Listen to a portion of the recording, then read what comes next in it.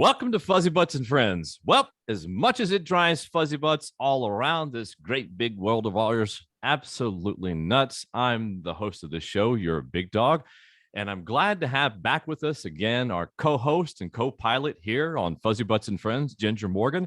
She's the executive director of the Puppy Up Foundation. Ginger, how are you? I'm doing well, in the midst of planning several walks for the fall right now. And I'm dreaming of cooler weather. Yes. That's all good. But I got to just hurry and get to our guest. But because I can't tell you how excited I am to have the guest of ours today.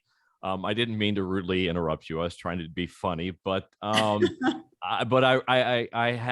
spent the entire morning reading. And I got to the background, all the works and the writings of our guests, and I got to the point was like I had to stop reading. I just said I can't wait to talk to her because our guest today, she's talking about something that I think really is the crux of our show: the value of companions in our society. And she's asking and talking about some very important questions, such as animals and agency, euthanasia and ethics. And this is a topic, as you know, that we covered somewhat passionately on a previous episode. So I am just so excited today to have with us today to give us sort of the academic perspective of it. She's written a ton of books, and she's also has a blog. Dr. Jessica Pierce. Dr. Pierce, how are you? Hello, I'm doing very well. Thank you. Thanks for having me on your show. Welcome to Fuzzybutts and Friends. It's our honor and pleasure to have you today to talk about such what I feel like really is such an important issue. Because if you go back and listen to enough of the episodes of Fuzzybutts and Friends, I think we're on our 25th now. Is that I talk about the two things that interest me the most, Dr. Pierce, and that is dogs and the future. And I'm reading some things, and I'm reading some things that are concerning me. We're talking about some things that are really starting to bother me, such as resource allocation and whether it's ethical to even treat our pets with cancer. So these are the things that you're talking about and writing about so eloquently and professionally are the things that Ginger and I are very, very interesting. So on that note, I thought the best way to begin it is in reading so much of your work is, Dr. Pierce, what questions are you really trying to answer about pets in society? I think if you boiled it down and looked at the theme that runs throughout everything I've written, it would be how do we do the best we can ethically to give our companion animals the best life possible within what I think are somewhat challenging constraints of just the current patterns and culture of pet keeping, which is in some ways it's constraining on animals and also constraining on the people that love them. So I think just how to be good, how to be a better human. A steward. Yeah, a steward, a guardian, a caretaker. And, we say we love our animals, and I think that's really true. But as I've learned from hard experience myself, love isn't enough. I mean, it really has to be grounded in a lot of thought and reflection about how to make choices. And I was going to say the best choice, but I don't think that's the right way to phrase things, because I think it's more like better or worse. There's no such thing as best. But those are important. I think those are the correct terms. You're using correct terms, because I'm not sure how much you know about my background, but I have a BBA in finance and accounting. So I come from the business world. So I understand important concepts such as resource allocation and opportunity costs. And if you look at the economy today, some pet parents are really being punished economically. And so we have to start thinking and asking tough questions that we don't want to, certainly within the context and the framework of love. So I wanted to preface my sort of background and know that you're speaking to a kindred spirit in the sense that I find myself within this tremendous dilemma that you're speaking. Is that if you read my writings on social media, I'm very passionate. I refer to my own dogs as my sons, my kids, the ones I've lost to cancer. I've got a little memorial I'll share when we get to that point in the conversation. So I consider myself an outlier because on the one hand, I'm trying to push the boundaries of how we view companions in our family and our society. It's okay that I don't have human kids, but my dog kids are a substitute for that. But I'm a businessman, so I'm an outlier and I'm pushing that boundary, but I also understand reality. So I fully appreciate and respect the academic and the circumspect way that you said that, is that we're dealing with love and we're dealing with family members, but we're also dealing with the reality of constraints. Did I fairly summarize that correctly? You did, yeah. And I'm interested to get into some conversation about what you do specifically, and just how our fields and interests intersect.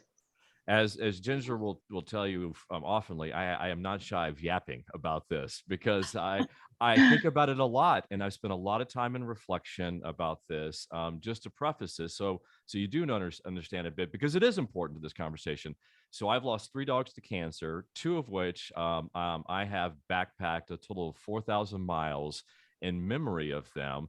And in doing so, I started the Puppy Up Foundation. Ginger's the executive director of that, and we're trying to understand the links of the links between cancer and our companion animals and humans, because as you know, dogs particularly serve as a good model for understanding sort of the causes of cancer, so the risk factors, and also they're also good for us to be able to do clinical trials. Most of our pediatric cancer therapeutics are actually developed in dog trials. So that's sort of the preface. So backpacking 4,000 miles, I've lost 3 dogs to cancer. I'm about to go on walk 3, and that's a lot shorter. It'll only be 300 miles. So I'm about to do it for the 3rd dog I just lost to cancer. So that's another reason why your work, one of your books, which we'll get to in a second, is so I can't wait to read it. I haven't yet, but I certainly will. So I've spent such a tremendous amount of time thinking about and reflecting on it, and spending time with my boys, my Fuzzybutts.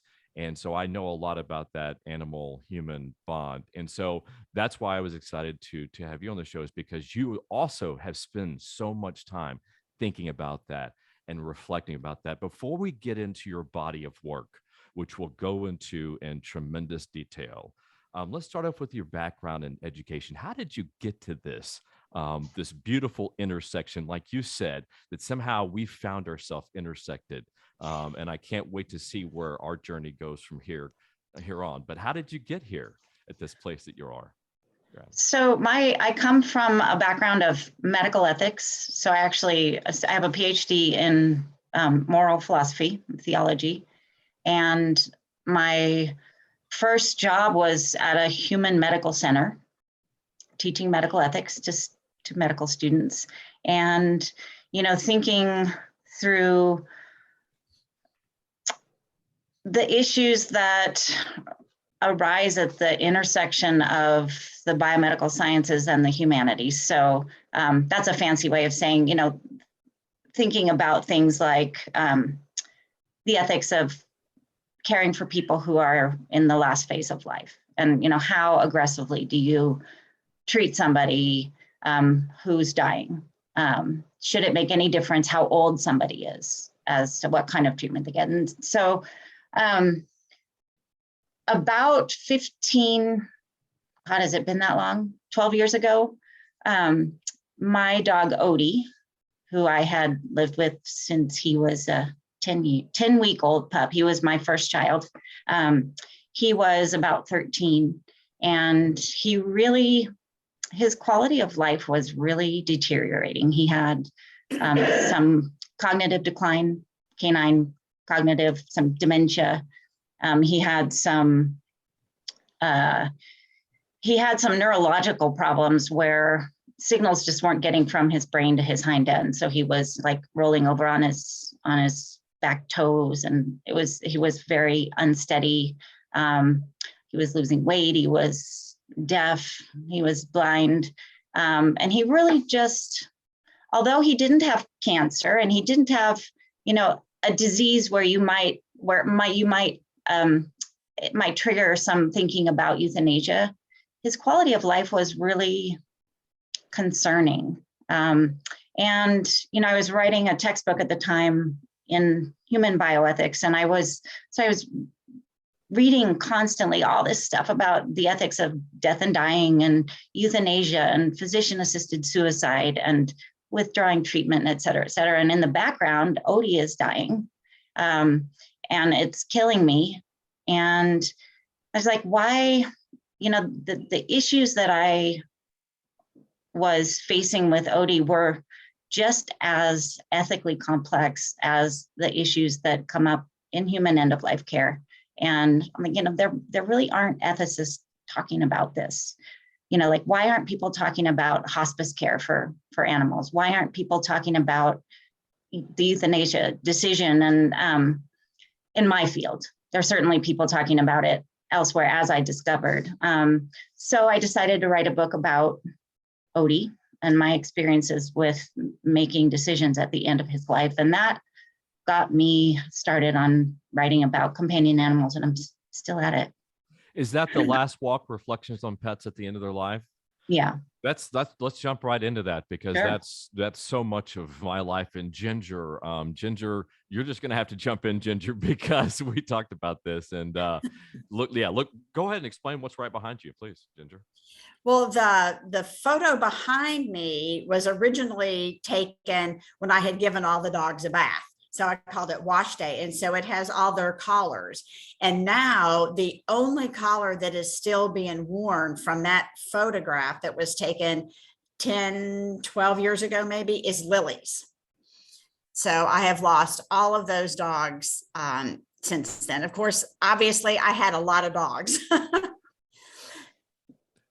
And I've lost three to cancer, and I'll get to my little memorial that I want to talk to specifically. But let's talk about Odie. So, because I find that fascinating, because it also speaks to another intersection that's currently going on in my life. Because right around the same time, my first dog was diagnosed with metastatic bone cancer, Malcolm. I'd gone back from Boston to Texas.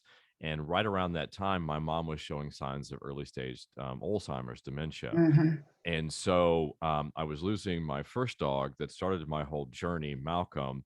And then my mom was slipping into a sadness and darkness that I'm sorry to report that's still going on. This is some 18 years later, Wow. almost, since my first dog, Malcolm.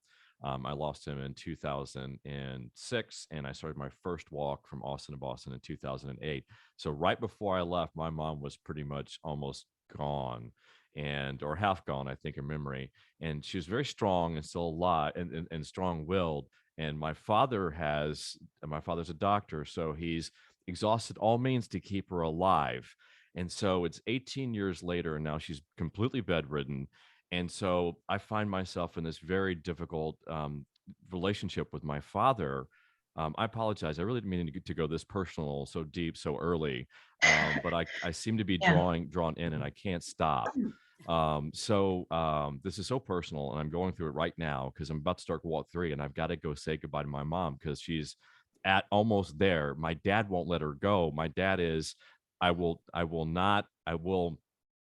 keep her alive until I won't have her force fed. I will not intubate her. That's the line for him. Well, she's been gone for a long time. It's 18 years into this. And I talked to him not so long ago, and he said something interesting. He said, "Well, son, it looks like there's no more hope for your mom." And I'm thinking, are you freaking kidding me? Hope was 5 years ago. There was no hope 5 years ago. 10 years ago, there maybe have been some potential medical intervention, but 5 years ago, there was no hope. She's been bedridden for some time. And so I find myself, I find myself, Dr. Pierce, in this very, very interesting place where now I'm actually the adult to my father, because I've euthanized 3 of my dogs, my boys, that I carry that pain and sadness, and I've walked 4,000 miles for that sadness and that I carry with me still. And I had to make that tough decision. I had to say their quality of life is gone. And so my dad can't say that. And so I find myself in this really interesting area that you're at, is that you're trying to understand euthanasia and people, and how we assess how we assess quality of life and grace and euthanasia. And we look at it entirely differently in companion animals. So on that, please go ahead. Let's talk about that. Yeah, I mean, I'm sorry for your situation. That sounds really challenging, and it does get us right into the heart of things, which is there are so many connections and also disconnections between how we approach the death of our companion animals and how we approach the death of our human family. And I'm not the first person to say this, but it's sort of commonly said, there are, in many ways, we're more compassionate toward our animals, because Absolutely. we recognize when quality of life has diminished to such a point that their entire experiential world is just one of suffering. And we have the option to hasten their death. And we don't have that option with humans. I mean, they have, if they have the cognitive wherewithal, they can make the decision for themselves. Since writing The Last Walk, I have gone through the loss of my mother to Parkinson's, and I have yet to write about it. It's still a little bit too raw, but all the time, I mean, just parallels here and there and everywhere. And it's this huge well of pain. I think there are people who are kind of afraid to talk about, to make comparisons between caring for animals at the end of life and caring for humans, because it's devaluing humans.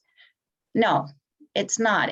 I think there's so many things to learn on both sides, from talking to each other about our experiences and learning from, I learned a lot from the loss of Odie, and then the loss of my dog Maya a couple of years ago, that really helped me process things with my mother. It's ripe for conversation. Well, that was going to be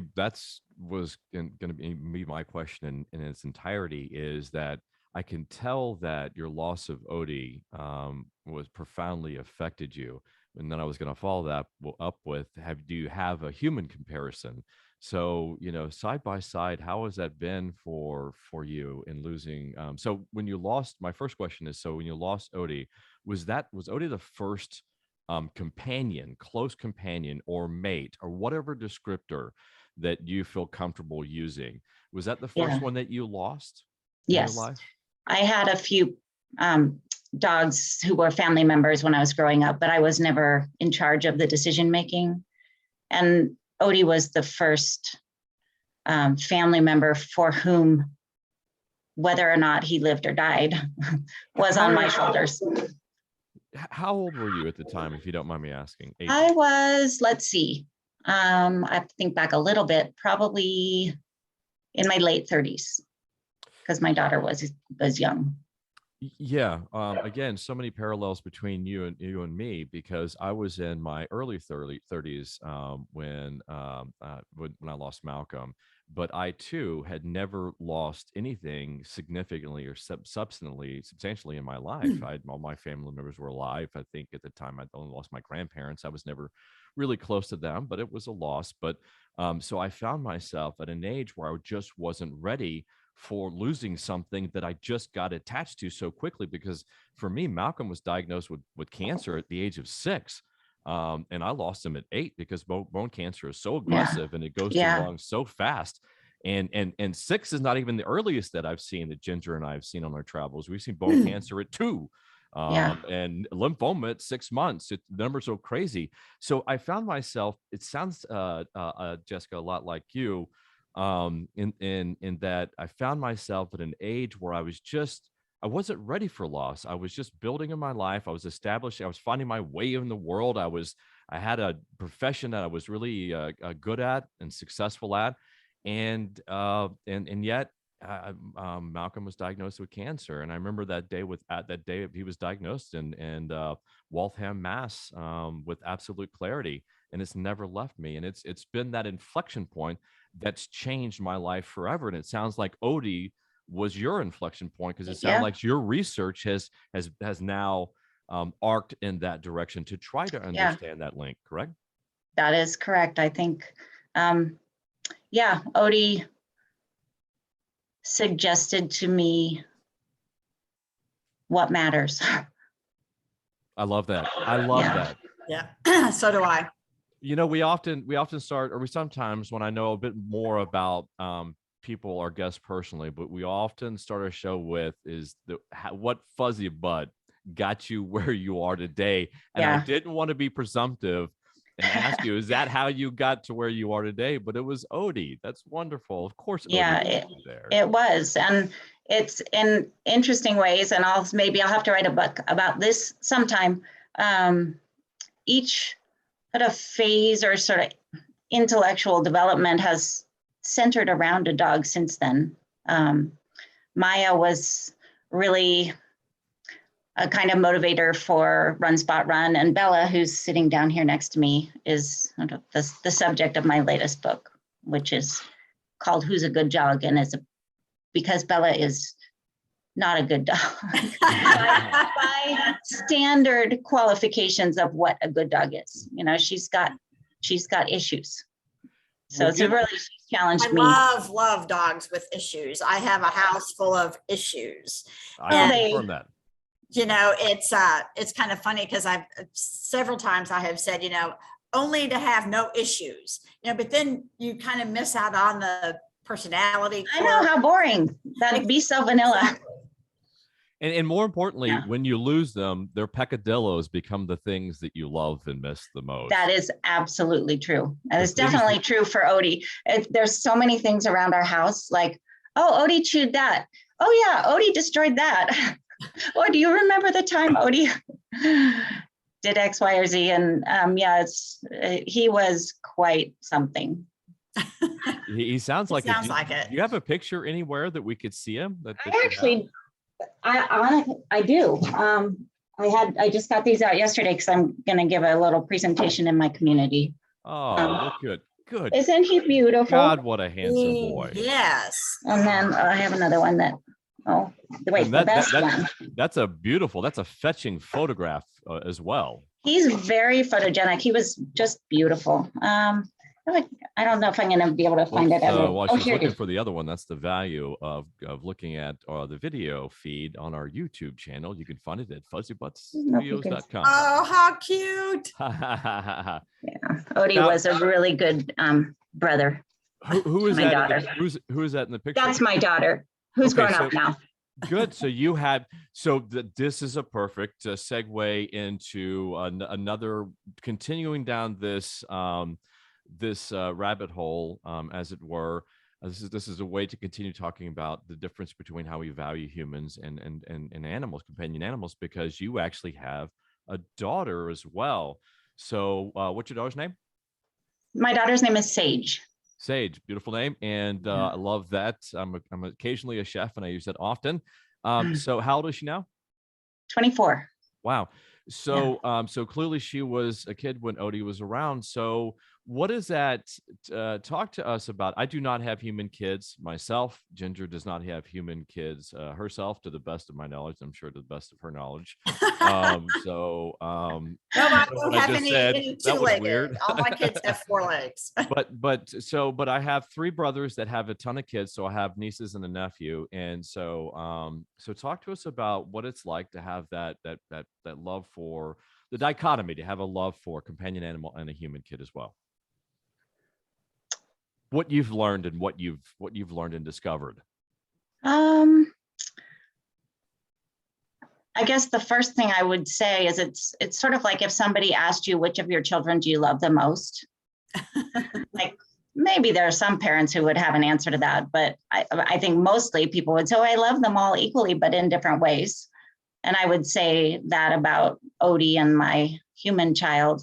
I love them both to infinity in different ways. And I mean, it's such an interesting comparison. I mean, there's the puppy stage and, young kid stage and the adolescent stage. Yeah. And then, of course, what we don't get to experience with our children very often is when they become elderly or if they die, which is, I can't even imagine having to experience the loss of a child. It just seems unnatural and wrong. And, the lifespan of our dog kids it's so compressed that we have to experience that loss over and over. And one thing I will say, you didn't ask this directly, but I will say that Odie's death and dying were, I think, a profoundly important learning experience for our daughter. And we didn't hide anything from her. We talked as a family about the decision to eventually to hasten Odie's death. We were all there. And some interesting things came up, for example, my daughter had every kind of pet you can imagine. Like if you think of it, we had one.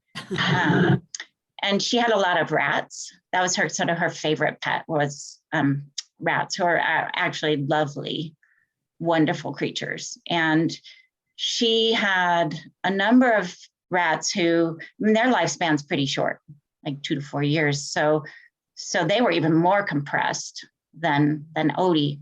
And her rats would get old or sick. And my husband especially was like, I'm not going to take a rat to the vet and spend $200. The rat costs $12 at the pet store. To explain to Sage, well, Odie's life has more value. Therefore, we take Odie to the vet and have all these conversations and eventually, pay somebody to come help us transition Odie to the next life. But your rats don't get that. I wasn't willing to have that conversation. So all of her rats also went to the vet to be helped, which I think they deserve, absolutely. But it did bring up some interesting conversations about how to allocate resources, I guess, is what it boils down to. It is, and that's exactly what I was referring to earlier. Is that the way we look at value. So we talk about here on Fuzzybutts and Friends the value of companions in our society, but you and I, we all know is that value has so many different meanings. There's an economic or financial value that we tend to attach to things. Some people obviously value companion animals or pets tremendously different. There's a whole spectrum of how people value animals, and then you value them as a member of your household. And then what you were saying is that it's difficult for you because even the rats or the chinchillas or the reptiles or whatever companion animals that you have in the household that have a short lifestyle, they're in some way teaching the entire family, your daughter Sage, about the cycle of life, about compassion, about grace, about treatment, about care, about all of these important life lessons. So you have to wrap up all of those qualitative things into when you value a thing like a dog.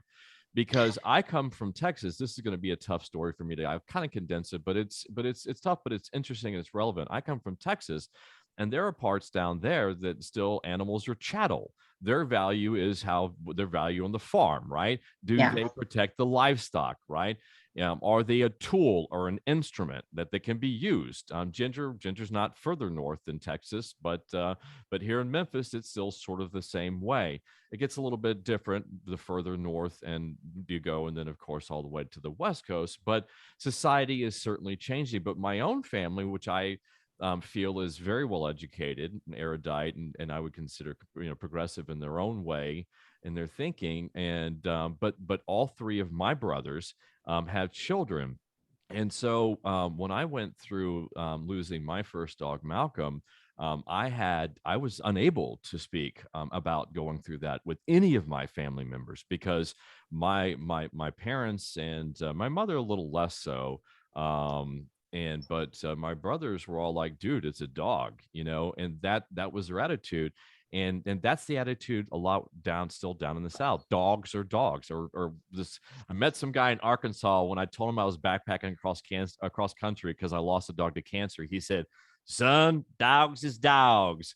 And I'm like, well, that may be true, but I'm still backpacking because I lost Malcolm. But that's a prevailing sort of mentality, and I find that within my own family, it was very hard for me. It was I was very alone because I had gone back from Boston to Texas after Malcolm's cancer spread to his lungs. And anyway, I went through that, and it actually it's caused and still has caused tremendous, I wouldn't say tremendous, it just has changed the dynamics of my relationships with my brothers. But I get it. I understand it. You have a daughter, Sage, and when you're thinking about, and my brothers have their daughters, and one of my brothers has a boy and a girl, and when they look at the value of a companion animal, they have to look at things such as economic or financial value, resource allocation, opportunity costs, as we call it, because they have to they have to take care of their human kids for a lifetime, right? Whereas a companion animal is maybe a year if you have a chinchilla, or 15 years to 20 years if you're lucky if you have a dog. So I find your story so fascinating and relevant to me because in my travels I tend to relate to people that have pet parents that have human kids. Because let's talk briefly about the other extreme of the other outlier, because there are animal people that will expend every resource at the expense of the other. Let's talk about that. The what someone here in Memphis called the what is it? Wackadoodles. I'd have to think about the bitchy boo wackadoos. That's a good term. I haven't heard the whole thing. I've just heard wackadoodle, but that's it combines the bitchiness of some of them and the wackadoodles. So bitchy boos, wackadoos. So let's talk about them, because there are animal organizations that will hoard animals, and they will expend. They have an attitude that stop everything, because it does speak to the book that you were mentioning previously that you wrote about Maya. I think that's, you said the premise of it, Run Spot Run, the ethics of keeping pets. And in that book, I think you talk about the concept of agency. Let's talk about that. Yeah. So what I mean when I talk about agency is a sense of having control over your own environment, being able to make choices, and also having the perception of having control over your environment. And one of the arguments that I made in Run Spot Run, which is actually it's kind of a hard read, in that I really take pet keeping as a cultural practice to task, and suggest that it involves this total commodification of animals and assigning very little value to their life. And I mean, the fact that I can buy a living creature, a rat, for $12 at the pet store, and I can do whatever I want to him or her, once I've made that purchase. And it's true with dogs too, although I think the monetary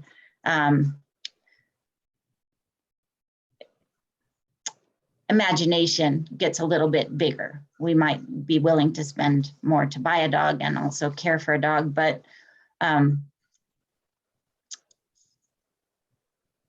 animals who live as pets have very little agency, not enough agency, many of them. And, you know, by that, I mean, it's kind of getting us into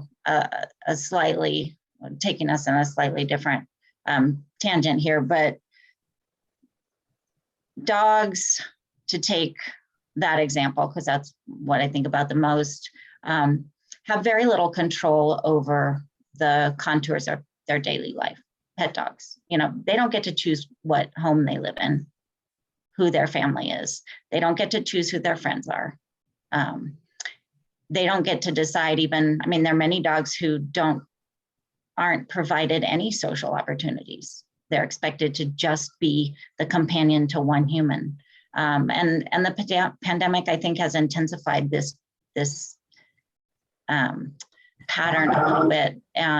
You know, they don't get to find their own food. They don't get to decide when and where to go to the bathroom. They don't get to decide when and where to sleep. All of these things we do for them. And there's a lot of research in the human psychology literature suggesting that having a loss of control leads to emotional suffering. Basically, it's not a healthy place to be.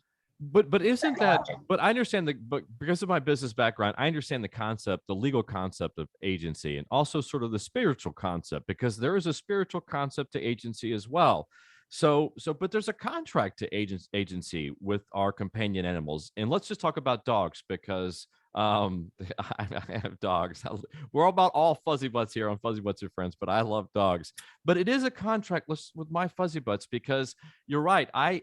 They do not have that degree of control. I sort of dictate to a certain extent when they're out, when they get exercise, when they eat, all the things that would drive us humans, you know, absolutely, you know, nuts, that we would refuse for ourselves. That's unacceptable for our species.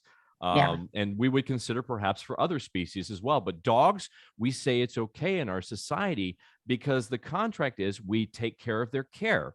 We 100% give them 100% medical care, 100% of their nutrition, their dietary needs, in the pie in the sky scenario. Of course, if we're doing our responsible jobs as pet parents, then we're taking care of 100% of their needs. Well, yes, but two things. One, they don't get to sign that contract. And most contracts have both parties get to agree. And it's very one-sided. Maybe contract, I'd want to push on that language a little bit. The other thing is, there's this idea that we're doing them a favor by, all they have to do all day long is just sleep, catch a ball, and eat a bowl of kibble that we put in front of them. I mean, who could have a better life than that? Actually, that's boring. It's frustrating. They don't have any opportunity to be dogs. I mean, dogs would be out scavenging, working for their food. And, there's a lot of research from the human realm, from psychology and economics. People, given a choice, will actually work for food. And it's been replicated in animal studies over and over. If you give a rat a choice between free pellets and pellets that they work for, they will work for them, which may seem counterintuitive, but it's this concept called contra freeloading, that it actually and it makes sense evolutionarily. Work brings reward, pleasure. So absolutely, and that's I'm getting feedback somewhere. Is that me? Is that feedback me? I think it was, yes. I don't hear any. Okay. I was gonna say absolutely. And that's it. First of all, the conversation is definitely not adversarial, because I love this conversation because we're actually going somewhere. We're progressing to a particular point. And so what you're talking about specifically is the concept of enriching, right? Enrichments, right? So you're making a tremendously important point, because what you're saying is that you're correct, is that dogs, companion animals, don't enter into that contract freely, Mhm. therefore, or willingly. Therefore, in lieu of that entering into that contract, they would then have to go outside of the domestic dwelling and then scavenge and do all these things. And what you're talking about is that is that from an evolutionary scientific standpoint, is that we know that there are tremendous benefits to enriching a dog's life that way, any animal's life that way, is that to give them challenges, to give them struggle and strife, that they grow. And in fact, we've seen this proven in the zoo setting, is that the concept of enrichments have sort of changed how breeding is, the success rate of breeding, as you know, in the zoo setting. So it's a really enrichments is a very, I think enrichments is sort of the game changing concept, I think, for how we view animals in society, because that leads to the next concept that I was going to, and that's epigenetics. Because we Mhm. know now that once you change the environment, then you change the genetics. And then that leads to evolution. And that we know Mhm. that if you continually enrich the environment, it changes the epigenetics. Those genetics, those genes are then passed on. That changes the evolutionary chain. And over time, that species can evolve substantially. I mean, that's the essence of evolution. So the premise of what you're saying is that if we let our companion animals roam freely, or be free of their contract, then we're truly enabling them to do the thing that evolution really says they're supposed to do. Correct? Am I am I So am I summarizing that fairly correctly? I would make almost. I'd Okay. make a couple adjustments. Yes, ma'am. One Go is ahead. that, it's not that we let them out of the contract. I think they're kind of stuck with us, but we have a responsibility as good guardians, and out of love, to give our dogs the best life that we can. And I think boredom and frustration are significant problems for many, many dogs because they don't have anything to do. And I love the concept of enrichment. The only thing about it that I don't like so much is that there's this idea that, you do enrichment for 5 minutes a day and you've done your due diligence. You give your dog a puzzle toy and everything's good. And enrichment is a way of life. It's not just a 5 minutes a day. I mean, your dog's life needs to be enriched 24 hours a day. And that'll mean different things for different dogs. For a really social, outgoing dog, that might mean a lot of opportunities to go out and be with others of their kind or with other people. And for more introverted dogs, that might mean the opposite. But not just, take an example of feeding. Like just giving a dog a bowl of kibble satisfies a physical need for nutrients, for calories. But there are a lot of behavioral needs related to feeding that are not satisfied by a bowl of kibble. They don't ever get to work for their food. So, to counteract that, you might use a puzzle feeder, or you might even just scatter food on the floor so they have to work a little bit to get their meal. And chewing behavior, it doesn't really satisfy their need to gnaw on things. They're canids. So there are ways to make their lives more dog friendly, more doggish, as it were. So, and that's just one example. I mean, another one is, a lot of times when we take our dogs out for a walk, we kind of think of it as this chore. We need to get physical exercise for ourselves. And then you see people dragging their dog down the street on a leash, like, there's nothing there. Come on, we got to hurry. And all the dog really wants to do is sniff. I mean, that's what it's about for a dog. They see the world through their nose. There's a lot of olfactory information that they're trying to process and that they're interested in, and that we don't let them access just because we don't stop and think about what they need. So getting inside their paws a little bit and seeing the world through their furry eyes. Well, I guess their eyes aren't furry, but through their fuzzy butts. Well, I have Right. one of my dogs. If we're going to walk a quarter of a mile, it could literally take us 30 minutes. That's just to go awesome. there, Yeah. because he is going to sniff everything. And Yeah. I know one day I was like, okay, you have sniffed there for 5 minutes. And as I'm telling him, come on, let's go, somebody's driving by and I go, oh, don't make your dog leave. He needs to sniff. I'm like, you don't realize that we are literally at like not barely out my front door and we've been there for like 10 minutes. Like, no, we do have to move along at some point. There's some compromises to be made.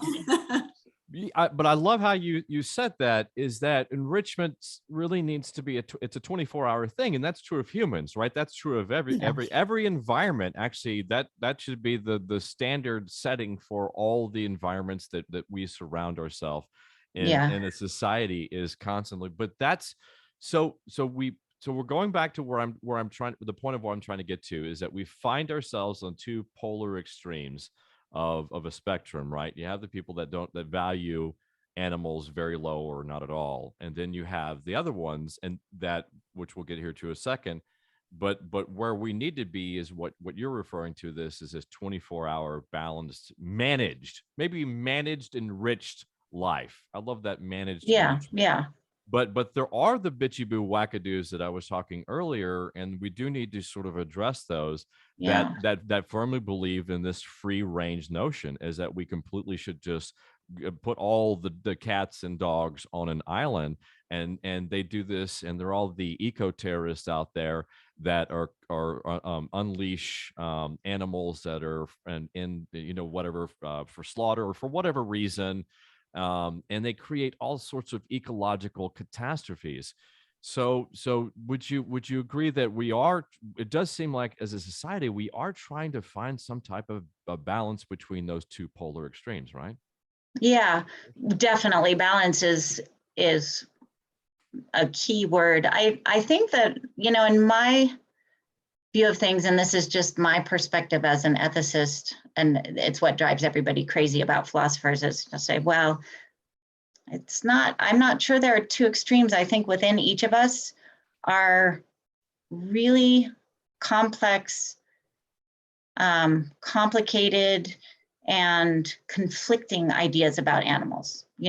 For example, there are many, many people who say, I love my dog, but they eat pigs, and, we could get into that whole conversation. I mean, in terms of emotional and cognitive capacities, the species are very similar.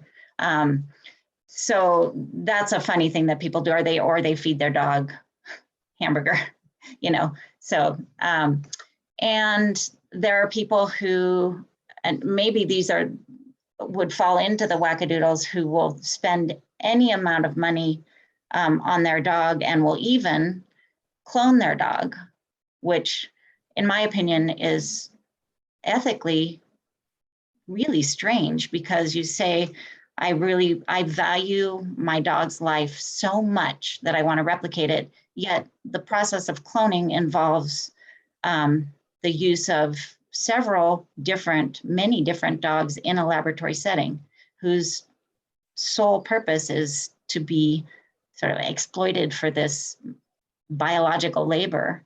So you don't really love dogs, you just love your dog. And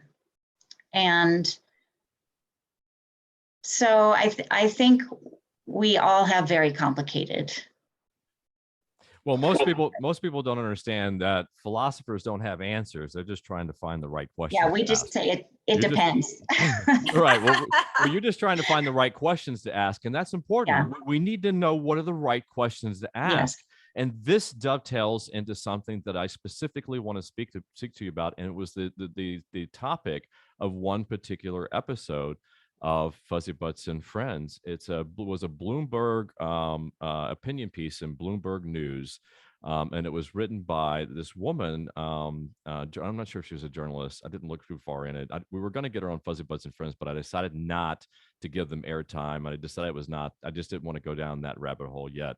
But the article basically, in sum, and I can give it to you so you can review it, but basically in sum it said, we should, in hyperinflationary times, when resource allocation is a thing, we should not be giving dogs with cancer treatment.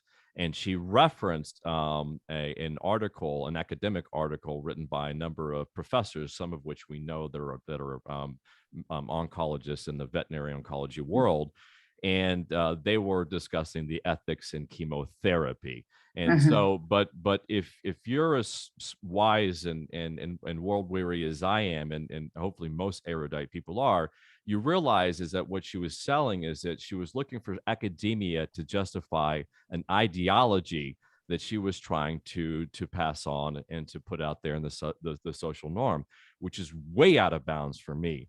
If you want to have that discussion, that's fine, but you don't put it into Bloomberg News as an opinion piece and tell pet parents to stop treating your pets with cancer because it's cruelty. It's cruel and unusual punishment, which is what she was saying. In fact, Ginger, correct me if I'm wrong, she was saying medical treatment of any sort for your companion animals Exactly. could Yeah, be. I was just going to interrupt. Yeah, she was saying medical treatment of any sort, and that would even probably break some laws. Because So every Yeah. state has particular laws on what your dog should have, especially with rabies and stuff. It was the whole article I thought was pretty ridiculous. Yeah, I you'll want have to send it to me. That sounds pretty disturbing, actually. I will. I will. I'm very excited to send it to you and see and discuss it with you offline, more Yeah. extensively, because it's dangerous. It's also it's incorrect. They weren't really talking about does chemo suffering. As you know, and most people in the veterinary medicine know, is that we don't dose dogs in chemo the same way we dose them in humans. So there's not really the question of suffering, but even still, it's for a treatment issue. So it's fake science and it shouldn't be out there. But I want to use that example, and I want to use another example real quick to ask you a much bigger question. So I want to Okay. use that, and also I want to use there are certain people in society now that are trying to impose a vegan diet on dogs, Mm-hmm. and Uh-huh. scientifically that's bad, that's wrong, and it could be deadly, potentially deadly. So let's talk about, Dr. Pierce, let's talk about those two examples. So how do you and I, as stewards of companion animals in society, how do we stop nonsense like that? Reporters Yeah.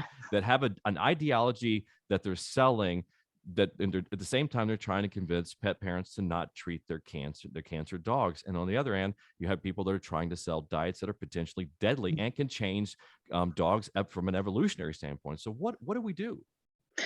So, well, I think they're apples and oranges in my mind. And I haven't read the Bloomberg article, so I'm not exactly sure what I would be responding to there. But the idea that people shouldn't give companion animals care, even care that imposes some risk or burden, and is expensive, that is up to the individual guardian to weigh those risks and benefits, in my mind. The other question you raise about veganism, I actually would pretty strongly disagree with you on. I think there's actually, it's ideological, of course, but the science is pretty clear, as far as I'm concerned, that a vegan diet can be healthy for dogs. They're not obligate carnivores like cats. Cats are a whole different issue. But for dogs, and Bella, my dog, is a vegan dog. Is it an ideological choice for me to feed her that diet? Yes, but it's also an ideological choice for you to feed meat to your dogs. So it's not like one is neutral and the other is ideological. They both are. They're just different. Yeah, let me take a second to clarify that, because sometimes I have a sense of drama I get from my mom. So I was a bit dramatic on that. What I meant was, and this is an important clarification, I meant that nature did not design dogs to be vegans, to have strictly a vegan diet. Okay, if you believe that, that may be scientifically not true, but to the best of my knowledge, is the ancestral diets of dogs is mostly a carnivorous diet in the grains that they get. But where I'm going on, that's not what I want to debate or discuss necessarily. But I think it is important. The science is important. Dogs are omnivores. Okay. Well, they're carnivores, but they're not. I mean, you could make the same argument about humans. Let me ask it differently. Let me ask this differently. I'll start over. Okay. I screw things up often, so I'm going to put the responsibility entirely on my shoulders. You're the academic. You're the smart person. I'm not. So I screwed it up. Let me try to correct that differently. Would you agree that if you put all of the dogs in the world on a strictly vegan diet, that's going to change dogs from an evolutionary standpoint? Would you agree with that? And would that be detrimental? Well, I mean, are you talking about the 20% of the world's dogs who live as pets? And if you are, you probably are, because the others are not going to be vegan. They're going to eat whatever. I mean, they'll be vegan, I guess, if we are. No, they wouldn't. They still would. They'd scavenge for stuff. I guess what I'm driving at, and again, really screwing it up in a bad way, is that the consumer market tends to make decisions for companion animals that aren't necessarily good decisions for our companion animals. I'll give you another example. That is absolutely true. But I wouldn't put vegan food in that category. I'd put all food in that category, probably. I mean, especially cheap filler food. Right. So wow, that's a conversation for another time. That's another episode. That's another 2-hour episode. That's another 2 hours. But these are all very very important questions, because we're all trying to get to, because it's all in the spirit of stewardship. It's all in the spirit of stewardship for our companion animals. So that's why I was trying to preface this by saying it's not adversarial. I don't view any of this necessarily as adversarial, because great things correct things come from struggle and strife. We have to get things wrong to get them right. So we're all trying to get to that point. And they're really hard conversations. Absolutely. They're very hard conversations. One thing I would say that I think is interesting is, one of the reasons why I think we ought to be open to feeding dogs a vegan diet, and also humans, is it's far more sustainable over the long term. And there are a lot of pet dogs on the planet. I mean, I think there are 83 million in the US. It's a lot of resource consumption.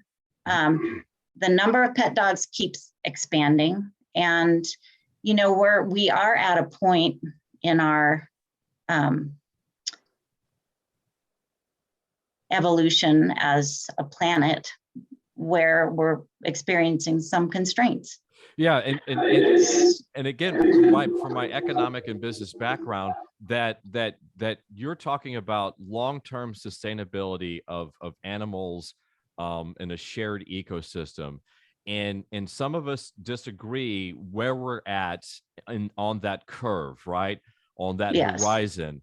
But that is, and so some of the pushback you're getting are from people that say, we have plenty of resources. That's not a concern of ours. And some are saying, well, maybe not right now, but it's sooner rather than later. So I agree with you. This is a very, very important conversation to have.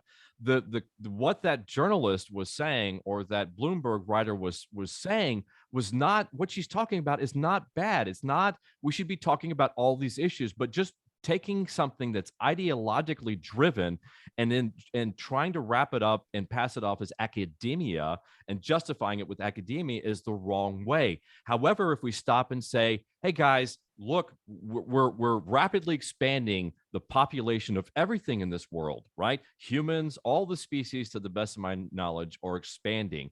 So at some point, resource limitation is going to be, we're going to have some serious constraints. We're going to have some serious problems. So, but I don't see anybody, and I would love to, if you know of anybody, having that adult conversation. Is that where are we at on that timeline? And when do we need to start saying, guys, we don't need to be even putting new dogs into the population, because that's another conversation. Because Ginger could speak to this, is that she comes from the Humane Society and rescue world, but some of our supporters come from the breeder world. And so those are two entirely different people from an ideological standpoint. But that's a very real conversation, is that the breeders are trying to make sure that the purity of a breed remains forever. And I think that's very important. I love Great Pyrenees. Good breeders. The Good breeders, correct. Of course, everything I say is responsible pet parents always, but they're doing an important job. Most of them are doing. Some of them are doing an important job, and that they want to make sure. For me, Great Pyrenees, that breed, that standard is around for as long as I am. I think that's very important. But now, is that important for dogs, or is that important for people? But that's the question, right? Correct. But that's the question. Is that the question we all have to ask is, what outcome do we want for our society? What outcome do we want for ourselves? And all of these things, because on Ginger's side of the world, from the shelter and Humane Society of the world, they're going to argue that, guys, we have plenty of adoptable pets and perhaps feral animals in society, so we don't need really any more. And you're right. What if we all make them? Does there really need to be any breeds anymore? Because at some point, are we all going to meld, maybe like humans? So these are all extremely important. This is a very, very important conversation to have. So my question to you, Dr. Pierce, is that anybody, are the academicians, or who's having these conversations out there like this? Because these conversations are the conversations that the people that are at very important strategic levels in the veterinary oncology world, the veterinary ethics and human ethics world, and the World Economic Forum, the powers. Everybody needs to have a seat at this table, correct? Yes. How do we do that? Yeah, I think the conversation is going on. I see articles in the veterinary literature. I see articles in the conservation literature, in animal studies, anthrozoology, sort of interdisciplinary, in ethics. People are having this. This isn't one conversation, it's many conversations. Sure. And it gets complicated because, I think we're at a strange time where, the role of science has become a little bit unsteady. And just saying, oh, well, I have data to back this up doesn't seem to really matter anymore. Or, people who are experts in this field have these opinions, and that doesn't seem to really hold much truck anymore. So we are in a complicated time, but the conversations are going on. It's very diffuse. I mean, there's so many threads that we just talked about 200 things that are interconnected and complicated and contentious and difficult and very, very difficult and extremely difficult and very nuanced. And so I just want to make sure that so I do know, I do keep my eyes on pretty much as much stuff as I can. So I do know that these conversations are ongoing, but I want to make sure, and I think we here at Fuzzybutts and Friends want to make sure is that pet parents are represented, that they have a seat at this table. Because we didn't get this to before previously, but I want to get to this as we wrap it up, because it's very important to me personally. Is if you look behind me, you'll see a picture of me. Can you see this photo behind me? This is my second. The mic is in the way, Luke. Yeah. I get a corner of it anyway. Oh, yes. So this is a very, very famous or infamous picture in our world of me carrying the second dog I lost to cancer, Murphy, and his last few steps. I just euthanized him from metastatic nasal adenocarcinoma at a park here in Memphis.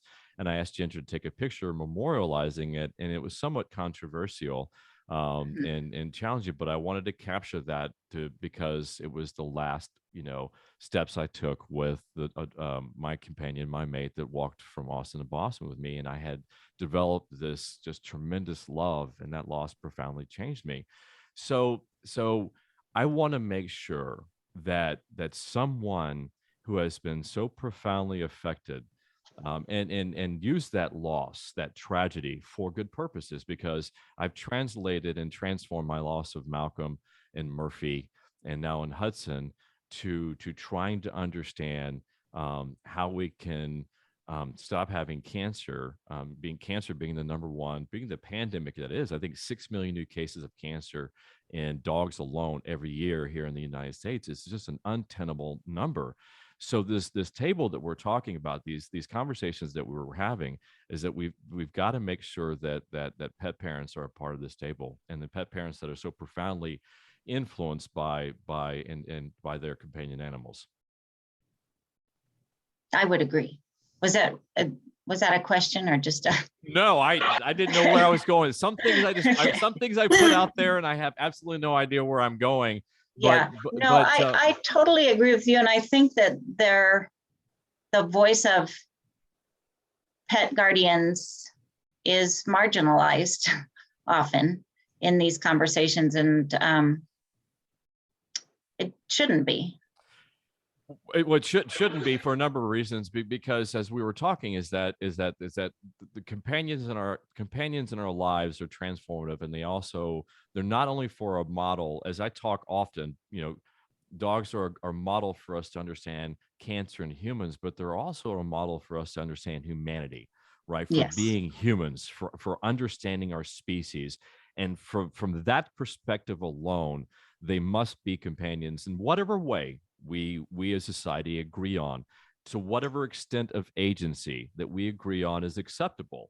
I'm sure you agree. This is one funny thing. I kind of want to, as we wind this episode down, I kind of want to go into something, funny and interesting, because we talk about the very extremes of agency, but we didn't talk about sort of interesting, funny ones. Is that we're starting to see the emergence of these dog influencers on Twitter and social media. And now that we actually see them standing, they have videos, they have production crews. I think Grumpy Cat, I think she generated $100 million in revenue over her lifetime. And so if you think about where that's going, is that we have, companion animals now that are actually dominating and becoming a big part of our society. And actually, from an economic standpoint, our GDP standpoint, being such a big part. So where do you see this humanization, anthropomorphization of animals, the rise of that? Where do you see that's going, and what do you think of that trend, Dr. Pierce? Well, I think it's got some good and it's got some bad. See, it depends. I got it in there again. On the good side, I think that anthropomorphizing animals appropriately allows us to have empathy. I mean, we know that animals experience the same emotions as we do. And I think, talking about dogs feeling things like love or sadness or grief, useful and appropriate. Where I'm not so sure is where we try to make dogs do human things that are sort of for our entertainment, that might make them uncomfortable or just it's not really good for them. I'm thinking of the dogs who go hang gliding or, base jumping. Like, no, why make a dog do that? To me, that, you get a lot of hits, but it's cruel. And I also think the glamorization of, I say this with caution because I already feel like I've poked at you a little bit, and been in disagreement with maybe some of your positions on things. But I see a lot of glamorization of breeds who have physical malformations, maladaptive traits that we have bred intentionally. I'm thinking of, the very smushed face dogs, the French bulldogs. And the They have the toy dogs. Yes, and they have, they're super cute on TikTok and Instagram, but what happens is we just then look past the compromised quality of life, that they live with difficulty breathing or painful joints. And to me, that's not okay. Have glamorize the physically healthy, robust mutt, not the French bulldog in respiratory distress. Because that is not cute. That's exactly. That's a whole area that we didn't even go into. That's I mean, I see that a lot on my travels. By virtue of the foundation, I travel a lot, do a lot of meet and greets, and talk about cancer and companion animals. So I meet so many different breeds and see that. But therein, right there, we find ourselves in that strange balance between, if we see that we increase the anthropomorphization and humanization of companion animals, we increase their value in society, right? We can make that correlation, correct? If we humanize them, not necessarily. It's probably Yeah, I would venture to say that there is a correlation. How strong that correlation is, we can certainly discuss that. We'll have to have another conversation about that. Yeah, but I believe that the more you humanize to an extent, or anthropomorphize companion animals to an extent, we tend to value them more highly in society. I think that's true. But I would love to have that discussion and never ever step down from poking me on any issue, because I get poked all the time from every direction, and I think people love poking me, and I love it too, because I'm so passionate about the subject of companion animals and how we value them in society, that I want to have all of the tough conversations, because that's how we learn, and that's how we arrive at the correct decisions and the correct conclusions. And those conclusions may be to the best of our knowledge at that particular point, at that juncture. But the only way we can do that is through having the tough conversations. And that's what we're trying to accomplish here on Fuzzybutts and Friends. So there really are no tough or hard conversations that I think of, especially when the goal is the love of companion animals. Without that, then I think there is no conversation at all. So, Dr. Pierce, did we cover everything? You've written so much. I know we haven't scratched the surface on so many areas of your body of work, but we've really gone over here and taken up so much of your time. Did we cover everything? Is there something else you'd like to talk to? No, I mean, as you said, I think we could go on for hours and hours and hours, and it would be, people would be dying in the background. Like, please stop. There's a lot more to say. And well, you truly are a friend of the Fuzzybutts, and we'll have you back on anytime you want to talk about any particular topic. What I love about, I want to mention right now, why don't we take the second to go ahead and tell our audience where they can find your blog on Psychology Today. What's the website? So it's on the Psychology Today website. If you just search for All Dogs Go to Heaven, Jessica Pierce. I forget exactly what the URL is, but it's very easy to find. I will put the link on our show notes. This podcast will be available on YouTube and, of course, on all the podcast platforms. So I will put that website on there.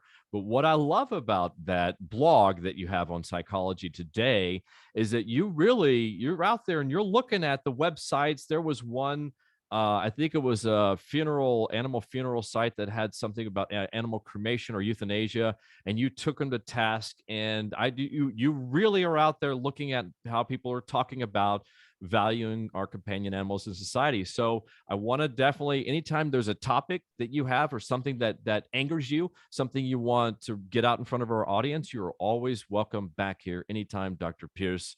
But before we go, we always take the end of this episode to give it up to the Puppy Up Foundation and Ginger Morgan, the executive director, to talk about a cancer tip. Ginger, take it away. All right. So my sort of cancer tip today is pay attention to your dog's behaviors. You know, this kind of goes back to the whole thing is, you know, as we're enriching our dogs' lives, we're spending, especially the last couple of years, spending so much time with our animals, a dog or cat really. But with just one of my dogs, there was a behavior change. And I thought about that and I'm like, well, that's, you know, he's getting older. Maybe he doesn't care that I clip his nails anymore. But the more that I kept thinking about that, I thought that's really different. And so I wound up taking him to the vet. And I said, you know, I want a snout to tail checkup, and an ultrasound actually found a growth on his spleen. Luckily, it was benign, but I will tell you, since the growth has been removed, I can no longer clip his nails. So just, you know, just subtle behavior changes, just check those out. And maybe you should take your dog to the vet for that. I mean, behavior has a lot to do, you know, if you're not feeling well. So take your dog to the vet if you notice behavior changes that are just really odd. Absolutely. That's a perfect cancer tip that for this conversation, for this topic, for this episode, because the only way that you're going to know about your dog's behavior is through spending time enriching your lives and your companion animal's life by spending valuable time with them on a daily basis, because you'll grow as a human being. I think you'll appreciate humanity a lot better. And you'll be a lot happier, because Fuzzybutts just make everything happier in this universe. I truly believe they do. And on that note, Dr. Pierce, thank you so much for taking time out of your busy schedule. Thank you for the tremendous body of work that you've done on this extremely valuable topic of valuing companion animals in society. And we'd love to have you back here on Fuzzybutts and Friends. Thank you. Yeah, thank you for having me. Thank you for your work. Yes, ma'am. All right. On that note, this ends this episode of Fuzzybutts and Friends. Puppy up. Talk soon.